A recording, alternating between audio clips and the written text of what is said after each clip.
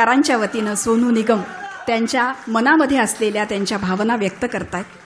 अतिशय मनाला आनंद देणारा आणि मनाच्या कप्प्यामध्ये कायमस्वरूपी ठेवणारा हा क्षण आपण सगळे बघतो आहोत, आपण साक्षीदार होतो आहोत त्याचे.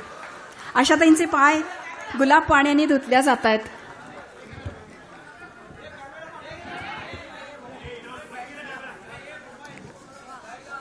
वेदमंत्राच्या घोषासह आपण या सगळ्याचा आनंद घेणार आहोत, आस्वाद घेणार आहोत. यानंतर 91 दिव्यांनी पारंपरिक पद्धतीनं त्यांचं औक्षण करण्यात येईल. वस्त्र फुलांची परडी त्यांना देण्यात येईल आणि वेदमंत्राच्या घोषणांना सुरुवात करत.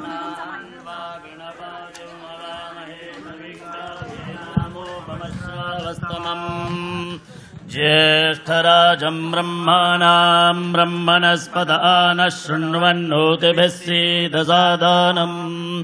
ॐ स्वस्ति नो मिमेदामश्विना भगः स्वस्ति देव्यदेतिरनर्वणाः